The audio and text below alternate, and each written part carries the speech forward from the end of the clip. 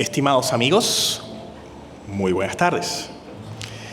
A propósito del día culminante del 13º Congreso Científico Internacional de la Facultad de Medicina Dr. Domingo Bracho Díaz, vamos a dar inicio al ciclo de conferencias titulado El humano ante el espejo digital, afecto, género y salud mental. Ciclo de conferencias que dignísimamente y con mucho entusiasmo podré conducir y moderar, coordinar y moderar, y valga el momento propicio para reconocer a la Comisión Científica del Comité Organizador del Congreso por considerar un espacio más de varios contemplados a lo largo de esta semana para abordar una conjunción de temas interdisciplinarios, multidisciplinarios y transdisciplinarios destinados a combinar los saberes cognitivos, procedimentales y actitudinales inherentes a las ciencias de la conducta humana. En este ciclo de conferencias se entrelazan los ámbitos de la salud sexual y la salud mental como en una espléndida combinación anfictiónica que está destinada a propender al bienestar y equilibrio del ser humano como unidad indivisible que consta de múltiples dimensiones. Una de estas, la psicológica, en tanto posee cogniciones, actitudes, intenciones y conductas, y dentro de las cogniciones, las ideas, las emociones, los sentimientos, los pensamientos, los recuerdos y los sueños, además de las creencias. Y en particular lo sexual, porque si bien no se menciona a la sexualidad expresamente como una dimensión, desde esta tribuna proclamamos que es también no solo un indicador de estilo de vida saludable, sino también una dimensión humana, ya que bien dijo el padre universal de la sexología, el venereólogo, médico e historiador alemán Ivan Bloch, o el ser humano es un ser sexual o no es absolutamente nada. Para este ciclo de conferencias contamos con dos invitados nacionales, pero de reconocida trayectoria. Uno es el doctor Fernando Bianco Colmenares, el otro es el doctor Diego García Álvarez. Y enseguida vamos a presentar al primero de nuestros conferenciantes.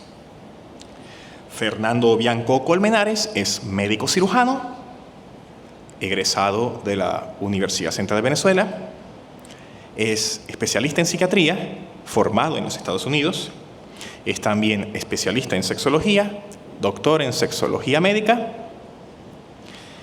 y dentro de su haber se ha desempeñado como profesor de la Universidad Central de Venezuela, asimismo como profesor, fundador y presidente del Centro de Investigaciones Psiquiátricas, Psicológicas y Sexológicas de Venezuela, Instituto de Investigación y Estudios de Posgrado.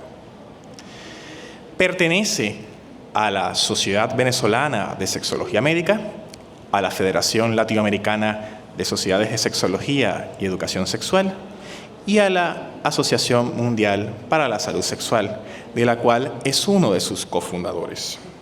Por supuesto, tiene en su haber una serie de artículos de investigación e incluso de publicaciones bibliográficas inherentes al ámbito de la sexología.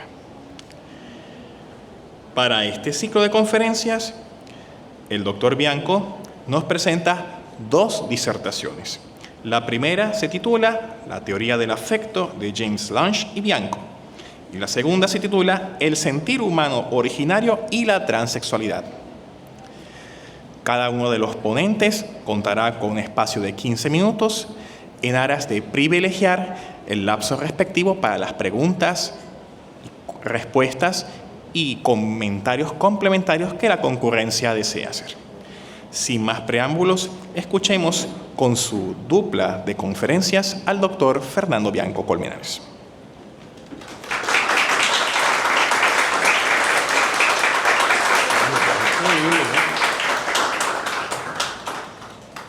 Buenos días.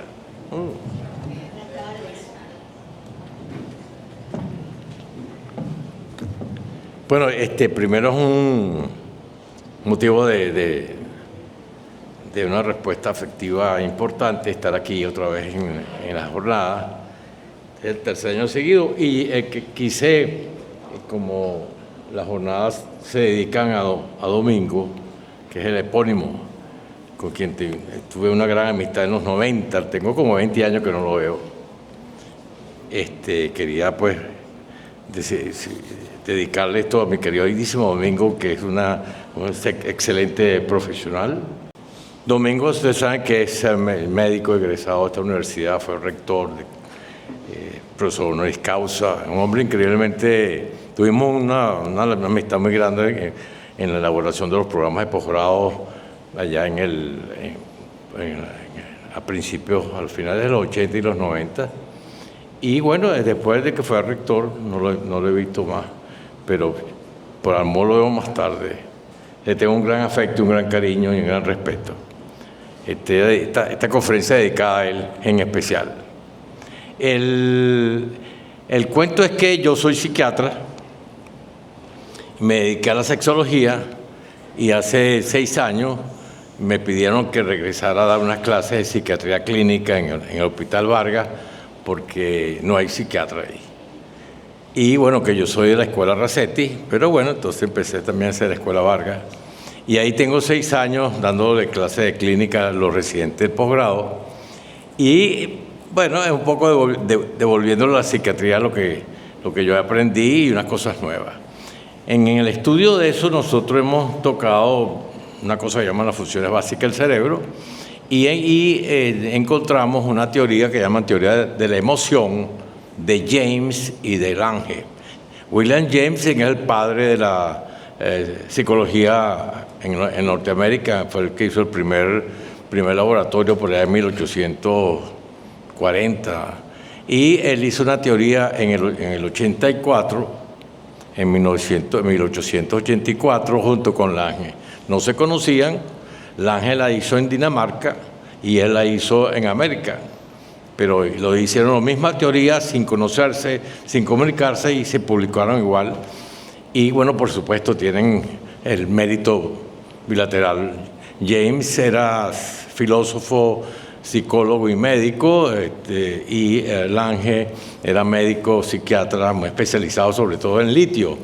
Y los estudios que hizo del litio lo escondieron hasta después de su muerte, fue que aparecieron, porque no les convenía a la farmacéutica lo que decía Lange sobre el litio en aquel tiempo. Ellos generalmente hicieron una teoría donde dice que la propuesta, como acabo de decir, una propuesta independiente, y que son emociones que es el resultado pues, de cambios que hay en el cuerpo producto de estimulaciones. Según ellos, eso iba a la corteza cerebral, y entonces una vez estimulado la corteza movía los mecanismos y uno sentía y hacía una respuesta a través del sistema nervioso motor y el sistema nervioso vegetativo. A mí siempre el afecto no me gusta sentirlo y vivirlo, pero nunca lo entendí muy bien, y siempre cuando hablaba del afecto me iba a hablar de las cosas patológicas que la entiendo muy bien, pero la cosa fisiológica no la entendía bien. Y en el producto de esta travesura que he hecho con la gente del Vargas, hemos estado estudiando, y bueno, ustedes saben que yo fundé una institución donde está la Escuela Bianco, que es una escuela de pensamiento con posiciones teórico-metodológicas propias, y veníamos trabajando también sobre la capacidad que tiene el cuerpo de adaptarse, que es la variante fisiológica, y hemos construido una teoría que es la teoría de la variante. Eso viene de una experimentación que hicimos por allá en el año 73, donde pudimos establecer que tanto la conducta heterosexual como la conducta homosexual como la conducta bisexual son conductas fisiológicas, vale decir sanas, pero que unas son permitidas y otras son en aquel tiempo solamente prohibidas. Por supuesto, se dijo que Bianco ese que era una manera que justificaba su mariquera, ¿no? Y bueno, y después me dijeron que yo estaba loco en la cabeza y ahora soy el maestro, soy el papá de los helados, ¿no? Pero han pasado 50 años, ¿no? Han pasado 50, no es fácil, ¿no? Entonces este experimento de la variante nos permitió a nosotros entender lo que era la respuesta sexual, Y eso lo publicamos en el libro de la variante, que es el del 74, y luego hicimos toda la teoría en el libro del 78. Luego, la variante, entonces, es la condición que tenemos todos para funcionar. Si no fuéramos variantes, no funcionamos. Por eso corremos, caminamos, trotamos, tomamos agua, tomamos líquidos de este tipo, cualquier cantidad, la presión arterial sube, baja, los líquidos gástricos suben, baja, todo es variante. Y hay un rango de lo fisiológico, y cuando se supera el rango, te haces patológico. Y ese es el rango en que uno tiene, que es el rango de lo fisiológico. Y si ustedes quieren ver conducta fisiológica, si lo observan en los niños, en jugando al papá y mamá, se enséñame lo tuyo, yo te enseño lo mío, es una variabilidad fisiológica. Y si lo hace en la persona que está mayor, es el hombre que se acuesta con una mujer y el hombre que se acuesta con otro hombre, que son los hombres bisexuales. Ahí está la variabilidad en su máxima expresión. Entonces, la variante fisiológica como teoría es un marco formal explicativo sobre la base de definiciones, conceptos, operatividad, principios, leyes, etcétera, que permiten el funcionamiento del cuerpo. Los que quieran esta presentación, la anoten en un papel, su teléfono, su correo electrónico, y yo se las mando. Si no tienen que pagar nada, siempre ponen ahí, y yo les mando, se las mando. Y todo eso ha sucedido en este edificio que llamamos cariñosamente Torre Bianco, allá en San Bernardino, donde tenemos nuestra escuela de pensamiento y otorgamos títulos de especializaciones, doctorados y maestría.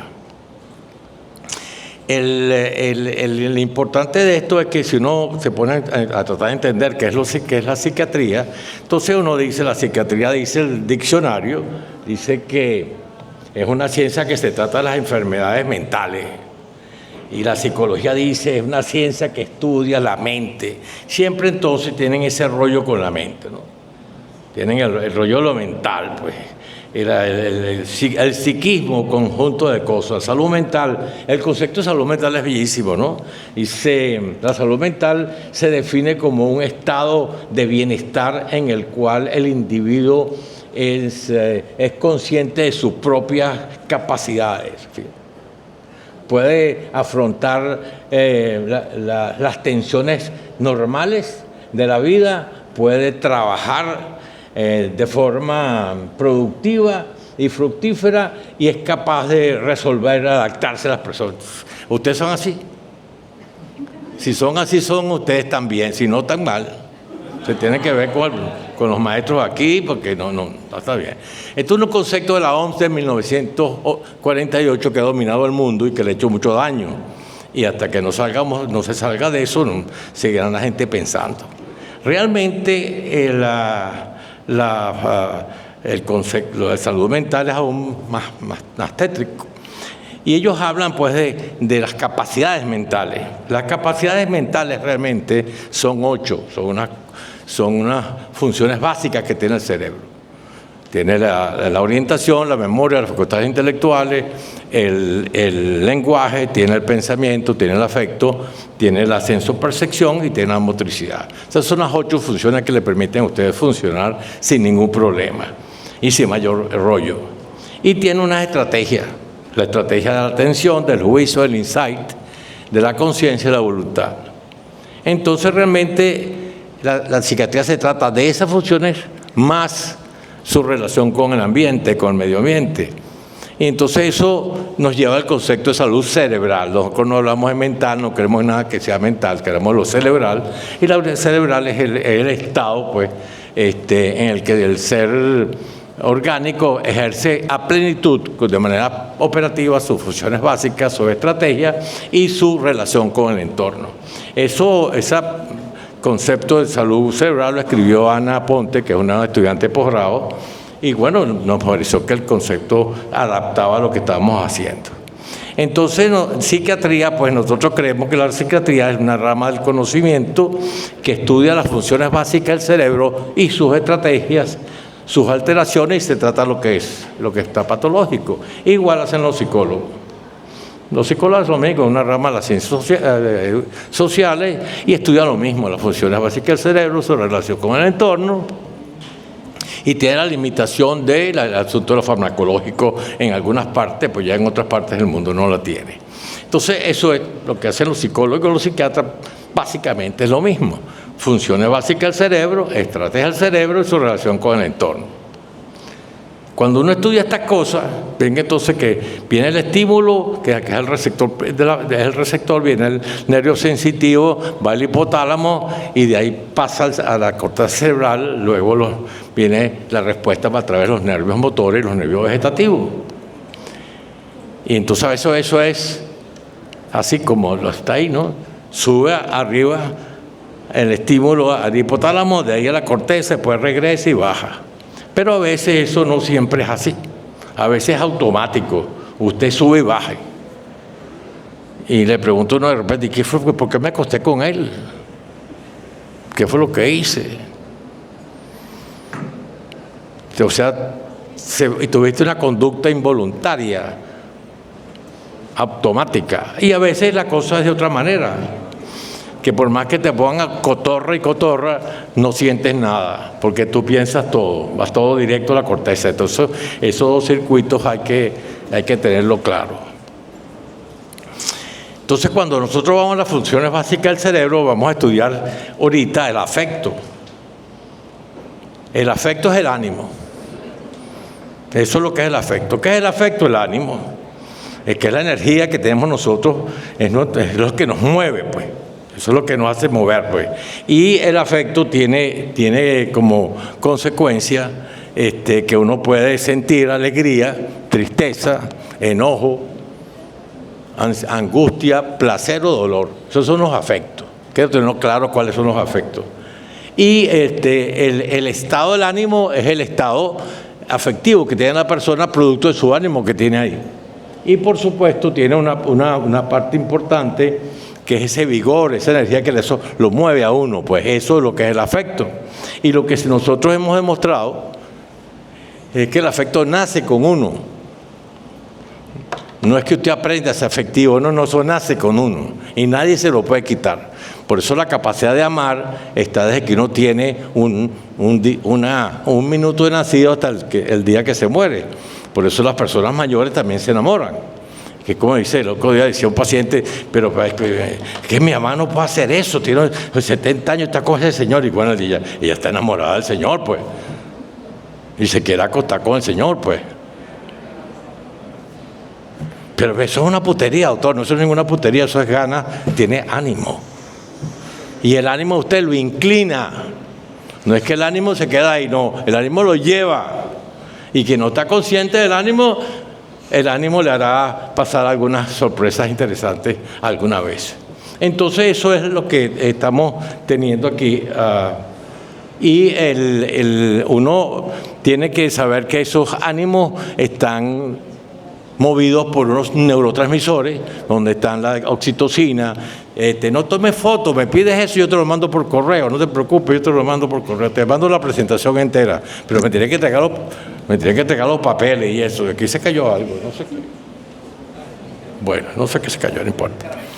Me da un papel con el correo y yo se los mando. Entonces, ahí tienen que una serie de neurotransmisores, no vamos a entrar en eso en horas del tiempo, pero hay una cosa química ahí que hace que la situación se hace. Entonces, bueno, algo se cayó, no importa. Entonces, lo importante en esto es la observación de la expresión facial. Si ustedes cuando tengan un tiempito se metan en un retén, y pónganse a ver los niñitos que tienen una hora de nacido. Unos están bravos, otros están contentos, otros están así como adoloridos. Entonces le ven la cara. Después uno aprende con el tiempo a disimular el afecto, ¿no? Pone cara de póker, ¿no? Y por dentro está sintiendo cosas, ¿no? ¿Y qué te pasa? No, me pasa un carajo. Yo sé que... Y está uno con unas ganas de abrazarle al lado y me dice uno, tú sabes, ¿no? Y entonces está con... Bueno, todos tenemos inclinaciones cuando estamos enamorados y depende de que te enamoraste de otro, bueno, te vas a inclinarte y de otro te vas a inclinar igual. Así que el amor tiene el afecto tiene esa cosa, pues, de llevarte, pues, de irte llevando cada vez, ¿no? Entonces hay un sistema que se llama el sistema límbico que maneja todas esas emociones, no vamos a entrar en detalle, cuando los que empiezan a leer, eso no hay problema ahí. Y lo que más importante de esto es que cualquier afecto, bien sea la alegría, la tristeza, el enojo, la angustia, el dolor o el placer, se puede expresar como una emoción o como una pasión o como un sentimiento. Las emociones no son afecto, la emoción es un curso clínico. Y ahí es donde está equivocado el maestro James y el maestro Lange. Y cuando hablábamos en estas madrugadas, que yo discutí con ellos, te estaban pelando. Y están pelando porque el lenguaje en la clínica es importante. Y lo importante es la clínica. Y uno se da cuenta, pues, de que cuando usted se emociona, ¡ay! Pues se para. Y es una emoción reciente que tuvimos todos cuando Venezuela salió campeón. Ahorita hay más de uno que se puso loco como por 2 días. Porque la emoción es intensa, pero corta. De horas a unos días. Mire, ¿qué pasó con el muchacho con que tú andabas ayer? No, hombre, fue una cotorra, me cotorreó tanto y nos acostamos y después que nos acostamos, si te he visto no me acuerdo. Porque la emoción es eso, pues. Pero a veces la emoción se hace patológica. En estos días hubo un médico muy respetado, estaba con su mamá, y alguien le insultó a la mamá, sacó el revólver y lo mató. En ese momento estaba loco, estaba por encima del rango. Eso es lo que llaman el crimen instantáneo. A veces, ¿y qué pasó? Bueno, chicos, me dijo que yo era feo y le tiré un golpe. O le tiré el vaso en la cara, le tiré el café en la cara. Cuando uno hace esas cosas, es que en ese momento uno tiene una pequeña psicosis. Entraste, que estás aquí. Eso hay que tenerlo claro. Para no entender bien lo que son los afectos. Tienes el otro, que es la pasión. No me digas que estoy, pues si no la pego con la conferencia que viene, así que no te preocupes. Yo me voy cuando Dixon me diga, para aquí la media hora y te listo, ¿no? Media hora, ¿no? 15 minutos, ¿qué dice? La pego, no, yo la pego las dos. Entonces, en la pasión, lo importante es que la pasión es patológica. Ustedes si hacen un amor apasionado, una rabia apasionada o una angustia terrible, ustedes llegan a los niveles y pueden superar. La persona que es celosa, por ejemplo, eso, cuando se cela intensamente, ¿a quién estás viendo? ¿Y qué fue lo que hiciste? ¿Y por qué hiciste? Está loca. En ese momento está loco. Tiene un problema en el pensamiento. Pero usted tiene que darse cuenta. Y si usted quiere tener una pareja estable, que sea una pareja que dure mucho tiempo, pues hace una emoción.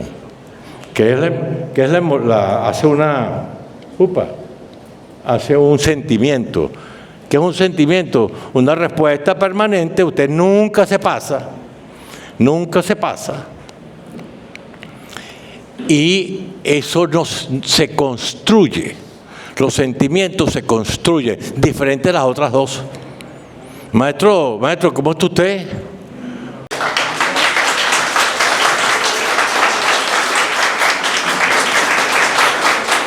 Bienvenido, doctor de Cacerías, en Bogotá, presente Congreso Científico Internacional. Y bienvenida también la doctora Isabel Ríos y doctora ambos están invitados a tomar el presidente.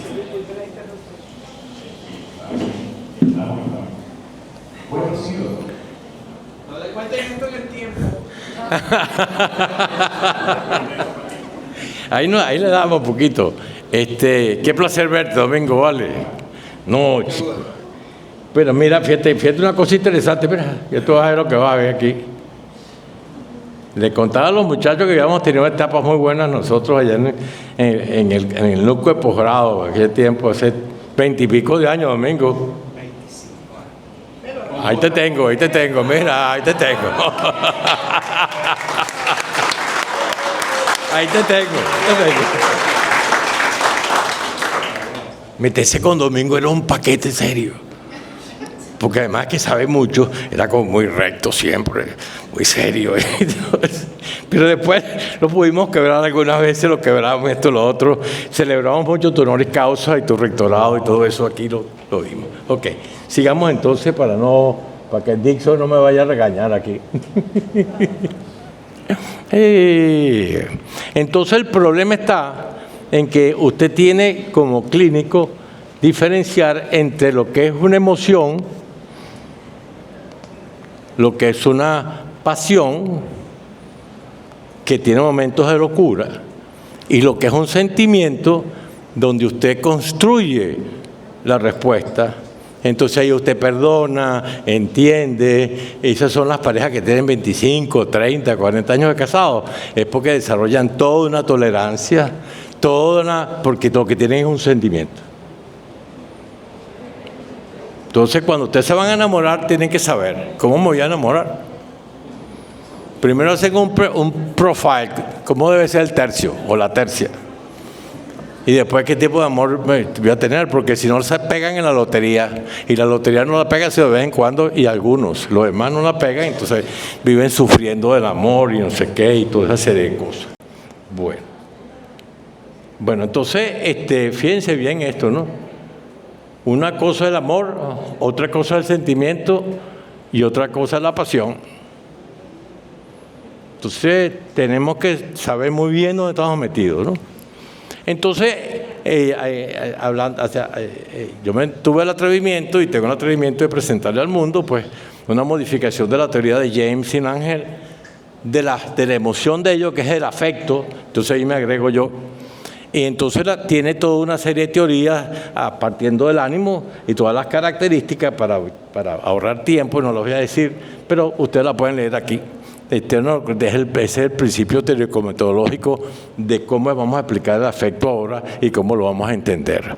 Y eso tiene sus neurotransmisores y, por supuesto, hay una vía refleja del afecto, donde uno siente y no piensa. Piensa después que lo hace. ¿Qué hice? ¿Cómo fue posible que me acosté con mi primo, no? Y hay otros en que ustedes le hagan lo que hagan, sufrieron mucho y en ese sufrimiento bloquean el afecto, ¿no? Uno hace la vía refleja, que es cuando uno se pone loco, momentáneo, pero es locura. Y en la parte del no refleja, uno no siente, está como tapado, hasta que llega un momento que te pasa algo y te destapan y te pones loco. Bueno, los que se han enamorado así locamente, yo los felicito, pues nosotros que hemos hecho esas locuras son buenas, pero porque nos salió bien el experimento, pero si nos sale mal, estamos como dicen por ahí, esto lo otro. Entonces, bueno, por eso esa teoría ahora podemos entenderla mejor y esperamos que otros autores exploren el área y continúen con esta teoría. No, vamos a continuar. Bueno, los psiquiatras, yo soy psiquiatra, pero realmente yo soy sexólogo, pero bueno, tengo un rollo ahí, no importa. Porque realmente yo no pensaba volver a la psiquiatría y me invitaron por 5 horas para dar un curso y ya tengo 6 años en eso. Pero bueno, he gozado un pullero con los muchachos, esto lo otro. Vamos a poner la otra, hermano. Esta va a ser también rapidita. La ciencia es un conjunto de conocimiento que usted estudia, observa y es capaz de hacer principios, leyes, hacer réplicas. Y eso es lo que llaman conocimiento, ser científico, ser sistemático. En la ciencia se clasifica en ciencias formales, ciencias naturales y ciencias sociales, y las naturales en ciencias biológicas y ciencias físicas. Y hay otra gente que las divide en formales y fácticas, en fin. Y en la ciencia tienen disciplinas, o sea, áreas muy específicas que estudian para desarrollar esa área. El que le hablo a ustedes, yo soy aristotélico, soy empiricista, soy zambranero y soy bianconiano. Ahí están las razones por qué. Esta historia comienza en el año 72 en la Cruz Roja Venezolana, en el Hospital Cruz Roja Venezolana, cuando yo hice un curso ahí en el servicio de ginecología del profesor Benedín Pinto. y eso permitió que yo conociera al doctor, me invitaran a un curso que daba el doctor Agüero en la maternidad, y en la maternidad estaba un maracucho llamado González Gobea. Entonces González Gobea me trajo a Unimar 23 aquí en el 73, y de ahí conocí a Parra Bernal, y después Parra Bernal me apoyó, y por eso es que yo pongo el sello ahí de la Universidad del Zulia, pues tengo un vínculo con la universidad fuerte, y es una cosa de amor, una cosa de sentimiento, todo eso es un sentimiento. Y ahí va. Y ahí ha pasado muchas cosas, después le contaremos otros días. Entonces, nos permitió decir que los estudios que iniciaron ahí nos permite decir ahora que la sexología es una ciencia, es una disciplina científica de la ciencia biológica. Y sus conocimientos son empíricos y son de la observación. La sexología tiene dos áreas, que es el sexo y la función sexual, y tiene relaciones pues con la teología, con la filosofía, con la sociología, con la psicología, en múltiples relaciones. La primera vez que nosotros dijimos que la sexología es la ciencia que estudia el sexo y la función sexual, en aquel tiempo hablábamos de género, es en la aula magna de la Universidad Central en el año 82, donde hicimos la primera presentación como teológica, y luego hemos estado estudiando lo que hemos llamado la lámina maestra. Ahí está sintetizada toda la sexología, está ahí. Hay una cosa que es el sexo, y otra cosa es la función sexual. El sexo, cómo se construye usted como macho y hembra, y luego como niña o niño y hombre y varón, y la función sexual es cómo usted responde. En julio del 85 comenzó el primer posgrado de sexología médica, que ya tiene 40 y pico de años, y al año siguiente la Federación Médica reconoció la sexología médica como una especialidad más de la rama de la medicina. Luego hicimos un congreso mundial en Caracas, donde declaramos la independencia de la sexología de otros campos de la medicina, y el doctor Márquez nos dijo que la palabra no era género, porque género no es igual a sexo, que la palabra que hay que utilizar es sexo. De ese tiempo no utilizamos más la palabra género, porque género es para las cosas, el sexo son las personas. Y entonces hicimos la primera definición de que la sexología es la rama del conocimiento que estudia el sexo y su función, o es la rama científica que estudia el sexo, su proceso de diferenciación y alteraciones, y la función sexual, su actividad y alteraciones. Y de ahí hemos venido, eso en el 90, hemos venido desarrollando el campo. Hicimos un manual diagnóstico de las enfermedades en sexología, que ya va por su cuarta edición, que sale ahora el mes que viene.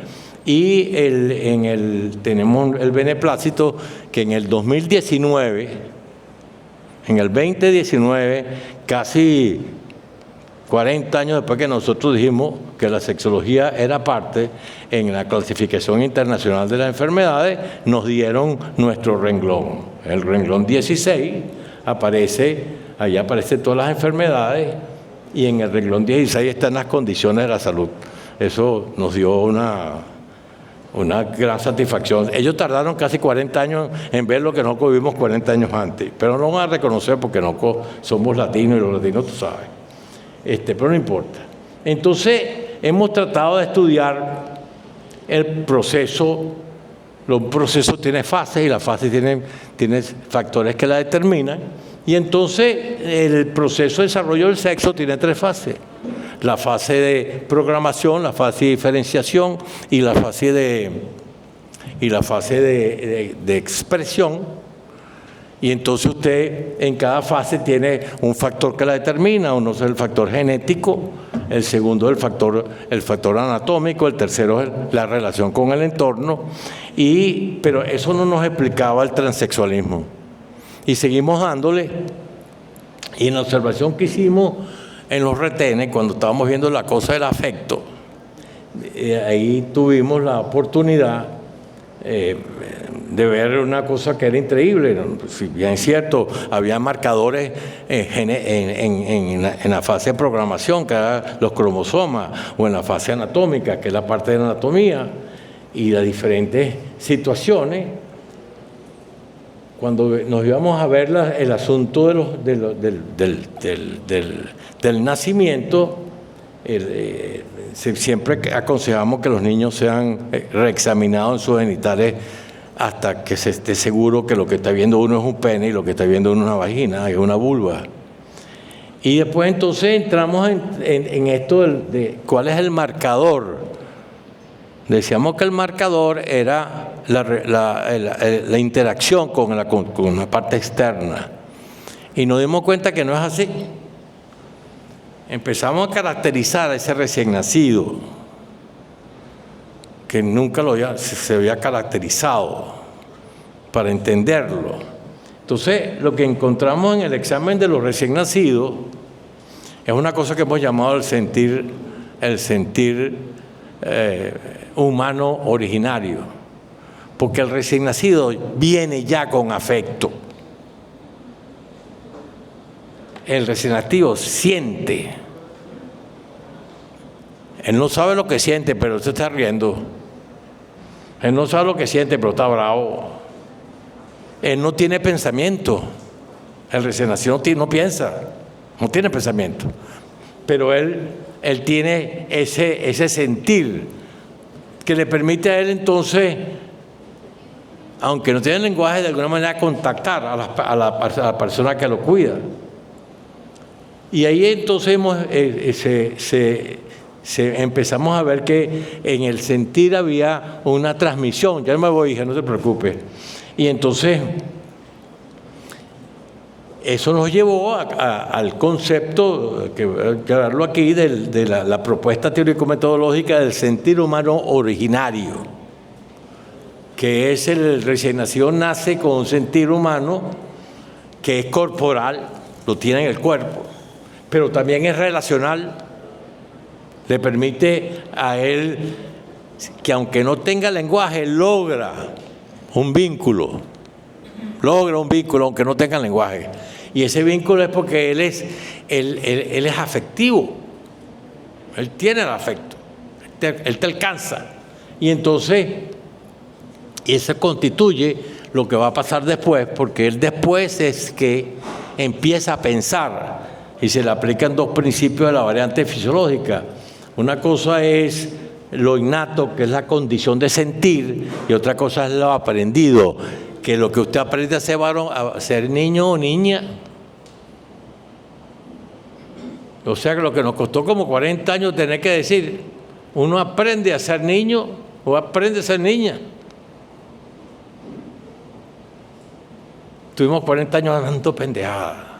Que si es la vaina, que si dígame las teorías de Money, y la gente crea eso como que fuera un religioso, ¿no? El niño aprende. ¿Aprende de qué? Del entorno. ¿Por qué? Porque él es afectivo y empieza a construir su cerebro. Su cerebro viene viejecito. Entonces es muy posible, es muy fácil explicar ahora esta cosa que vamos a aplicarla mejor. Invítenme, yo la doy con más tiempo. Pero la línea es que usted nace biológicamente macho o hembra. Biológico. Y nace con el sentir humano. Y gracias a ese sentir humano, usted aprende a ser niño y hombre, o aprende a ser niña o mujer. Pero puede ser que la educación externa lo lleve a usted a que aprenda a ser de macho a niña y de niña a mujer. Esos son los casos de transexualidad, o de hembra a niño y de niño a hombre, que son los casos de transexualidad. O sea que la transexualidad no es más que un proceso de aprendizaje. Que haya el papel de las hormonas en un momento dado, vamos a determinar si es verdad eso. Pero tenemos ahora la seguridad de que cuando nosotros, por eso es cuando uno habla con personas transexuales, bueno, son iguales que uno, son inteligentes, trabajadores, son brillantes, son increíbles. El que lo dice, pero el que lo esconde y no quiere que se dé cuenta que él es transexual, está fregado. Ese es igual que la persona que es homosexual o que es bisexual en nuestro mundo. los sexuales más felices que los que hemos tenido, que hemos ayudado, son los que disfrutan de expresar su homosexualidad y jugar con ella, con los demás, como estamos mamando gallo, pues. Mientras que el de que le esconde lo que hace es sufrir. No lo esconde. ¿A usted le gustan los hombres? Le gustan los hombres, bueno. Le gustan los dos lados, pero pega para los lados. Eso es tan viejo como la humanidad misma. Entonces, vamos a llevarnos como mensaje que el que uno se forme como niño y varón, o como niño o niña y mujer, es aprendido. O sea, hay que revisar en los núcleos familiares, porque como decimos nosotros ahora, usted quiere tener un hijo varón macho, un macho varón hombre, edúquelo para eso.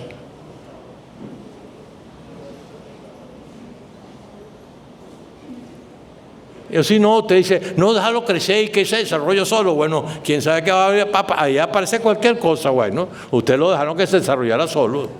Él tenía derecho a eso, pues, también. Por eso es que cuando uno se mete a papá o se mete a mamá o ejerce la responsabilidad de ser papá o mamá, o no lo haga, porque ¿para qué? Bueno. Y la otra cosa que... No, esta es... No. ¿Dónde está, chico? Fernando, ¿qué estás haciendo? Uno siempre debe hablar con uno, ¿eh? Muchas gracias.